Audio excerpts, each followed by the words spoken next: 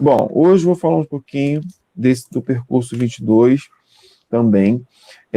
Esse percurso vai ser focado principalmente no Uruguai e no Paraguai. Também vamos falar dessa economia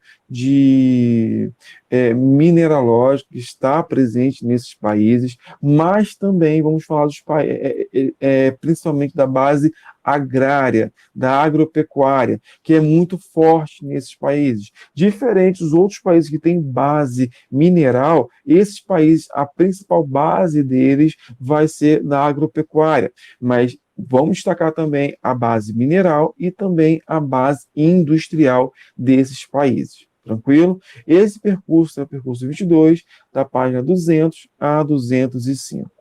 Bom, vamos lá. Primeiro, vamos falar da economia, como falei, de base desses países. Aqui eu tenho o Uruguai, aqui embaixo, de azul mais claro, e eu vou ter o Paraguai aqui em cima, esse verdinho aqui, ó, mais escuro aqui.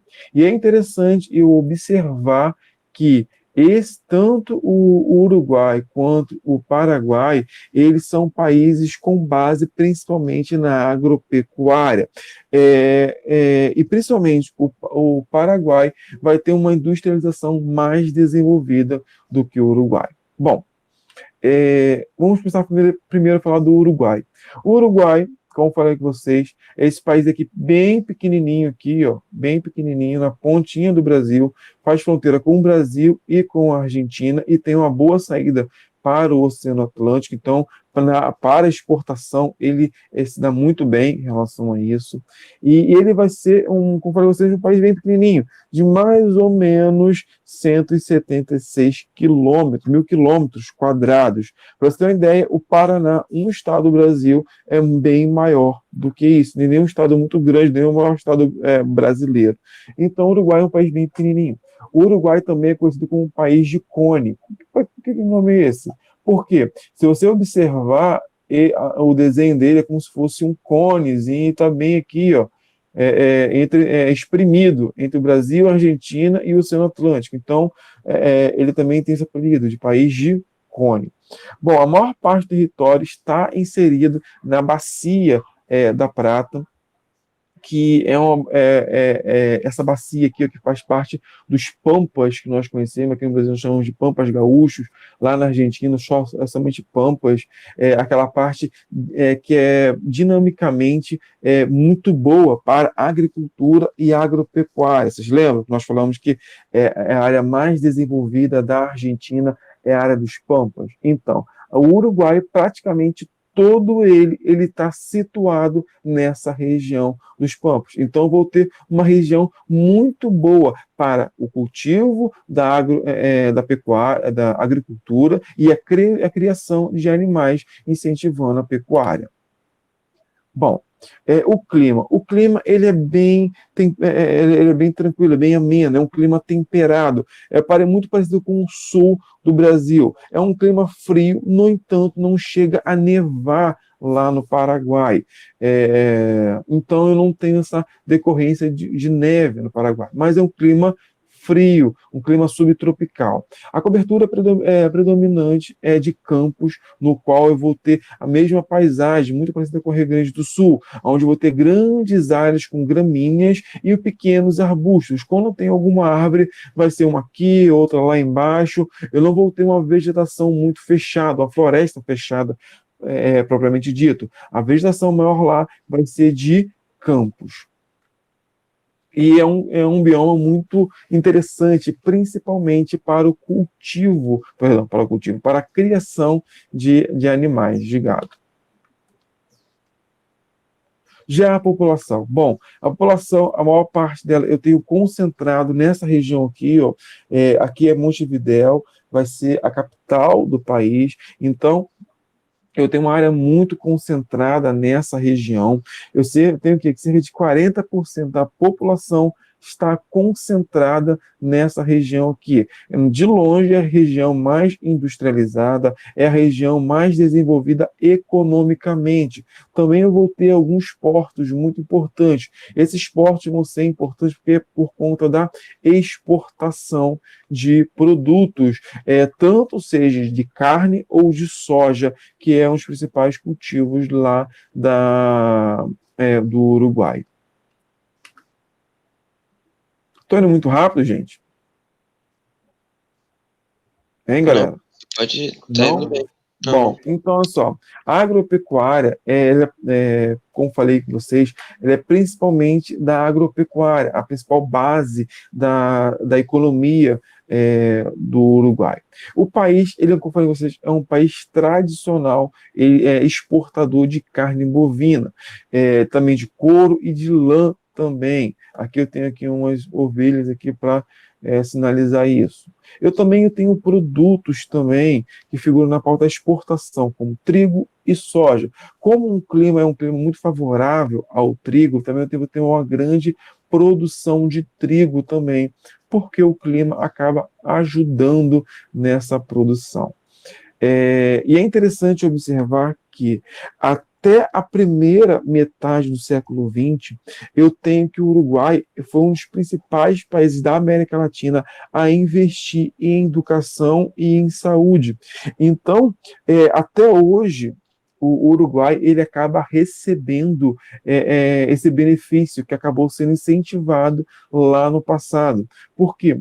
Uma das melhores qualidades de vida da América Latina está presente no Uruguai, porque acaba sendo muito bem desenvolvido, principalmente essa parte de educação e de serviços básicos da população, como saúde, esgoto, tratado, saneamento básico como um todo. Então, eu tenho um país economicamente não muito rico, no entanto, eu vou ter um país muito, muito agradável de se viver, onde a qualidade de vida vai ser superior a muitos países da América Latina, principalmente o Brasil. Professor, deixa eu fazer uma pergunta. Oi, Você pode fez a falar? chamada? Não, vou fazer no final, tá bom? Entendi. Bom, agora já do Uruguai, gente, alguma dúvida? Hein, galera? Alguma dúvida sobre o Uruguai? Ou não? Por mim, não. Não? Agora bem. Passa bem. Professor, então o Uruguai possui uma economia boa, que não é rica, mas é favorável, né? Sim, a economia do Uruguai é uma economia, como eu falei assim, não muito desenvolvida em relação à indústria. A base dela, principalmente, é a agropecuária, commodity. Então, ou seja, ele tem que produzir muito para ter um bom recurso. Como é um país pequeno, não tem como produzir muito. Mesmo assim, o que ele produz, ele consegue vender, exportar boa parte, a maior parte de tudo que é produzido. Então, a economia dele, ele se baseia nessa atividade agropecuária. Mas, diferente de outros países da América Latina, o Uruguai investiu muito em educação e saúde, em qualidade de vida para a sua população. Então, tem o quê? Um país onde eu tenho maior setor econômico, a atividade agropecuária, no entanto, eu tenho uma excelente não, mas uma boa qualidade de vida para a população. A Argentina, em relação a isso, ela é muito parecida com o Uruguai. A educação, a qualidade de vida na Argentina é melhor do que aqui no Brasil, para você ter uma ideia. É muito boa essa qualidade de vida. O Uruguai foi até conhecido como a Suíça latino-americana, para você ter uma ideia, da qualidade de vida ser tão boa lá por conta desses investimentos que teve lá no passado, principalmente em educação e saúde. Tudo tranquilo, entendeu, Vitória? Então, professor, a economia do Uruguai é baseada na agropecuária, tendo uma boa qualidade de vida, né? Isso mesmo.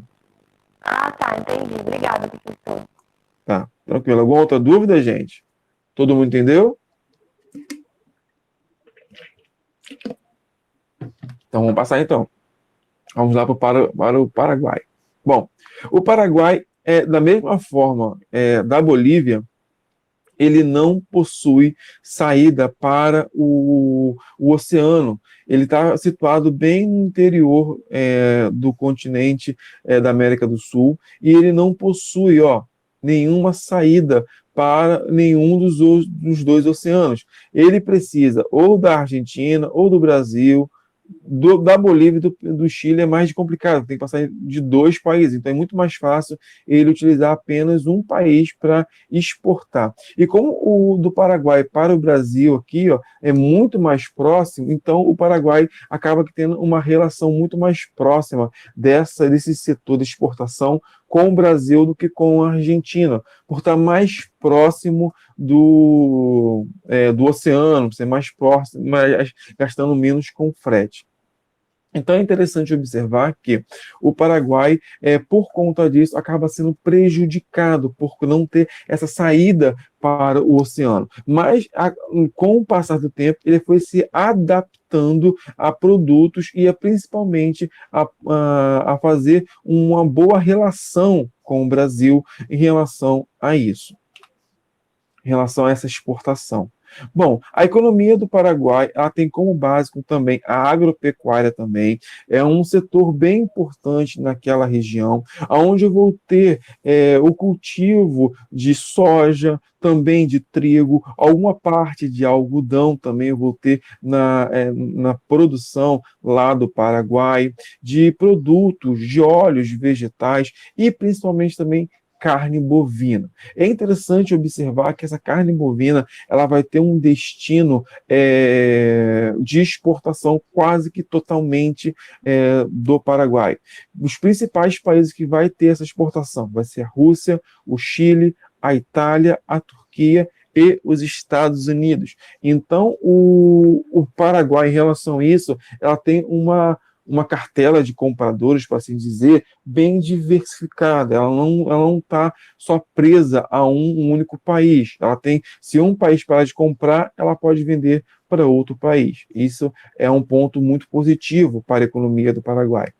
Um outro setor forte do Paraguai, eu vou falar, é o setor de energia. O Paraguai é sócio do Brasil na usina hidrelétrica de Itaipu. Não sei se vocês sabem, mas a usina hidrelétrica de Itaipu é a segunda usina com maior potencial energético, por assim dizer, do Não é a mundo. primeira, não, professor? Oi? Não, era a primeira até a China resolver construir uma. Uma não. Caraca. Não, porque eu vi um vídeo eu não sei se você conhece, Manual do Mundo, que ele Sim. foi lá visitar, né? Aí na época era a primeira ainda. Não, então, a China ela construiu, não me engano, tem o quê? Não sei quanto tempo tem que construir, não, mas é algo gigantesco. Lá, esse da China é maior em tamanho e em potencial de gerar energia elétrica. A de Itaipu, ela não é muito grande em tamanho, não, mas no potencial, que é o mais importante, de gerar energia elétrica, ela era a maior do mundo e agora ela é a segunda maior do mundo. E por isso que, por conta do relevo, da quantidade de água, acaba facilitando essa produção de energia hidrelétrica. Não sei se vocês sabem, mas para produzir energia hidrelétrica tem que ter uma boa queda de água, e lá possui uma boa queda de água. Então, acabava facilitando. Então, o Paraguai é sócio do Brasil. Essa usina de Itaipu, 50% da energia vai para o Brasil, é do Brasil, e 50% é do Paraguai. Só que você reparou que o Paraguai é um país bem pequeno. Então, boa parte da energia que era destinada ao Paraguai, o Brasil acaba comprando de volta. Então, o Brasil acaba comprando boa parte desse setor energético do Paraguai. Então, é um setor também da economia também muito, muito boa para o Paraguai, porque o Brasil acaba aqui comprando de volta essa energia novamente do Paraguai. Bom, Já o setor, o comércio ilegal. Não é da época de vocês, mas não sei se vocês já ouviram falar, se vocês perguntarem aos pais de vocês, com certeza eles vão se lembrar, que antigamente, quando um produto do camelô ou um produto falsificado, a gente não falava que era um produto chinês. Hoje é um produto chinês, né? Ah, isso é Xing Ling, ah, isso vem da China, quando a gente quer falar de algum produto que é falsificado. Mas antigamente a gente falava o quê? Que era um produto que do Paraguai. Isso é do Paraguai. Isso aí você veio do Paraguai lá, essas muambas, do camelô, ou seja, porque lá na época de 2000, para assim dizer, ou até um pouquinho antes, o Paraguai, ele investia, por assim dizer, nesse setor econômico, do setor ilegal. Por quê? As coisas chegavam lá no Paraguai muito, muito baratas e acabava tendo essa exportação para o Brasil ilegal, acabava não pagando impostos. Então, os brasileiros iam no Paraguai para simplesmente comprar as coisas falsificadas e acabava exportando para o Brasil, que era mais difícil de entrar. Então, quando a gente falava que um produto ele era falsificado, ele era um produto do Paraguai. Os produtos vinham principalmente do Japão e até da China também. Só que era muito mais fácil de entrar lá no Paraguai do que entrar aqui no Brasil. Então acabava que os brasileiros compravam no Paraguai, que saiu mais barato que comprar aqui. Deu para entender como funcionava o setor ilegal lá do Paraguai? Que até muito tempo atrás, pouco tempo atrás, ele era muito importante, gerava uma economia muito forte, principalmente nas cidades que faziam fronteira com o Brasil. Hein, galera? Dúvidas? Mas que produtos eram falsificados? Principalmente eletroeletrônicos. Quem aqui teve já um carrinho de controle remoto, uma boneca que falava, os brinquedinhos de rádios? Não tem os produtos chineses que nós vemos hoje? É claro que hoje tem uma tecnologia um pouco melhor, mas esses eletroeletrônicos que nós vemos hoje, boa parte dos eletroeletrônicos vinham antigamente lá do Paraguai, hoje vem diretamente da China. Antigamente eles passavam pelo Paraguai antes, porque lá era mais fácil dessa importação. E eram produtos japoneses, não eram chineses. Na época, o Japão, vocês vão ver isso lá no 9º ano, que o Japão foi o primeiro país a elaborar esse modelo econômico de produtos eletroeletrônicos e de baixo custo. E a China acabou copiando esse produto e é o que é hoje.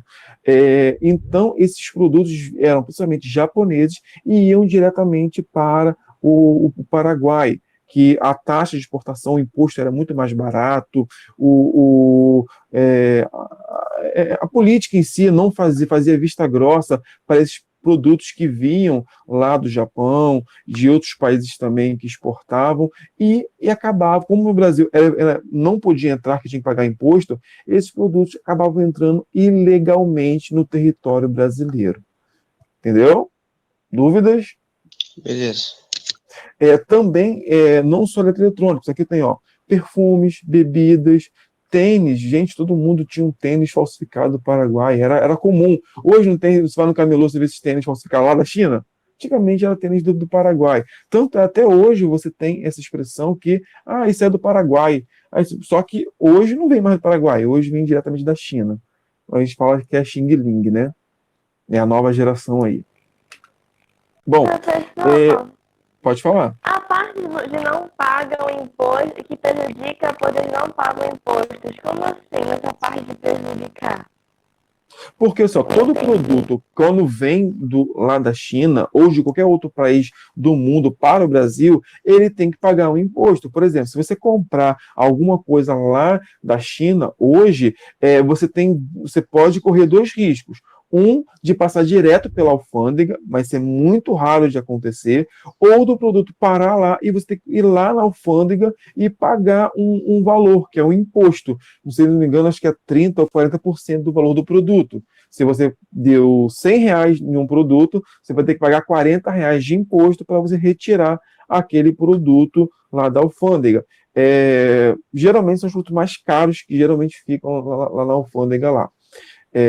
Então, você acaba pagando imposto. Agora, se você acaba contrabandeando ilegalmente, você não paga o imposto. Então, o produto fica o que é mais barato. É produto que geralmente, produtos importados, geralmente são mais caros do que produtos nacionais. O país ele faz isso para pagar esse imposto para desmotivar as pessoas de comprarem lá fora e para motivar a compra do mercado interno. Isso é feito em todos os países do mundo. Só que em alguns países os impostos são mais caros, em outros países os impostos são mais baratos. Entendeu? Por exemplo, hoje é muito mais barato quem gosta de videogame comprar um videogame, por exemplo, lá no Paraguai, do que comprar e exportar um produto lá da China, por exemplo. Entendeu? Você comprando, claro, ilegalmente. Deu para entender? Porque o imposto Paraguai ele é mais barato. Entendeu, Vitória? Então, o Paraguai, então, ele não sai prejudicado, não, né, também? Não, o Paraguai, o imposto dele é muito barato, ele está recebendo imposto. Tudo que chega lá, ele acaba recebendo imposto. É claro que outra coisa acaba passando também de forma ilegal também, mas lá naquela época pagava imposto, só que pagava um imposto muito barato. Então acabava valendo a pena vender, acaba vendendo mais barato. E, cara, eu lembro que tinha excursões das pessoas saíam daqui e iam para o Paraguai comprar um monte de coisas, um monte de bugigangas. Eu lembro que o meu videogame, do meu Super Nintendo, foi comprado lá no Paraguai. Meu pai, minha mãe foi uma dessas excursões para lá, um ônibus fechado para lá, e comprou era um Super Nintendo na época. E era, tipo assim, aqui era muito caro, e lá comprou pela metade do preço. Então é algo, tipo assim, surreal. Pode perguntar aos pais de vocês se eles não conhecem. Minha avó, na época. Oi? Eu vi um cara no Paraguai YouTube. comprar muamba. Eu vi um cara no YouTube que ele vai uma vez por mês no Paraguai só para comprar coisa. Sim, até hoje ainda é mais barato lá do que aqui, porque o imposto até hoje lá é mais barato do que o imposto aqui no Brasil. Só que hoje está mais difícil fazer esse contrabando e essa parte ilegal. Por quê? Porque tem muita fiscalização e também acaba, às vezes, sendo mais barato você comprar da China também. Então, eu tenho diretamente da China, no caso, né, do que fazer esse percurso, porque é muito arriscado você ir lá, comprar e você ter que fazer essa travessia. Se a Polícia Federal pegar, além de você receber uma boa multa e você perder toda a mercadoria, você ainda pode ser preso ainda se você for reincidente, no caso. Então, às vezes, não compensa tanto hoje você ir lá no Paraguai. Mas, por exemplo, tem pessoas que têm conhecidos lá no Paraguai que acabam comprando. Eu tenho um amigo que ele mora lá, não sei na cidade, não é no Paraguai não, mas é muito próximo. Então, ele consegue comprar algumas coisas, por exemplo, um celular. Ele vai lá, compra o celular, diz que é dele, não é contrabando, então a polícia não tem como barrar, então ele acaba vendendo alguns celulares muito mais baratos do que a gente consegue aqui. Entendeu? Entendi, professor. Obrigada. Como eu falei você, é algo mais ligado ao imposto. E outra coisa também que o Paraguai também fez também foi as empresas maquiladoras. Da mesma forma que o México fez, o Paraguai também, ele copiou do México também, pegando o mesmo exemplo do México, o Paraguai copiou. Só que o México ele fez com as indústrias americanas, o Paraguai fez com as indústrias brasileiras. E não saiu tão bem. Mas, mesmo assim, o mesmo modelo que o México implantou lá, o Paraguai implantou no seu país. Ele abaixou muito os impostos das empresas, incentivando as empresas saírem do Brasil, principalmente ali as empresas do Rio Grande do Sul, do Paraná e de Santa Catarina, para migrarem para o Paraguai, onde os impostos eram mais baratos, onde as leis trabalhistas eram muito mais baratas. Para você ter uma ideia, enquanto aqui no Brasil um trabalhador tira 30 dias de férias, lei, né? Lá no Paraguai, essas férias apenas de 12 dias. O trabalhador só tem direito a 30 dias de férias se ele passar 10 anos naquela empresa. Aí sim tem 30 dias de férias. Fora isso, é apenas 12 dias. O salário é muito mais barato, a energia lá no Paraguai é 50% mais barato que a energia aqui no Brasil. Então, todos esses fatores acabam atraindo um grande grupo de empresas brasileiras a migrarem para o Paraguai. Então, hoje, boa parte das empresas que estão no Paraguai são empresas brasileiras que estão em busca dessa economia através da mão de obra, dos impostos e da energia, no caso. Dúvidas? Tudo tranquilo? Hein, galera? Sim, professor. Perfeito, então. Então, vamos lá.